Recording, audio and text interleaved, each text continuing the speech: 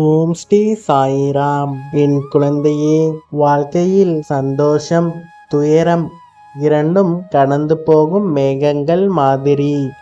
மேகங்களுக்கு பின்னால் சூரியன் எப்போதும் இருக்கிறான் போல உன் பின்னால் நான் எப்போதும் இருக்கிறேன்.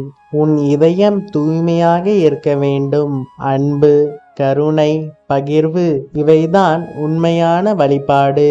என் கோவிலுக்கு வராத நாளும் பரவாயில்லை, ஆனால் ஒருவரின் மனதை காயப்படுத்தாத நாளே உண்மையான நீ எனக்கு பூஜை செய்யும் நாள்.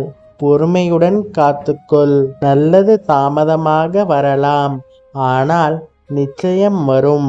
நீ விதைப்பது போலவே பயிரும் வளரும். அன்பை விதை, அமைதியை அறுவடை செய்வாய். அல்லாஹ் மாலிக்.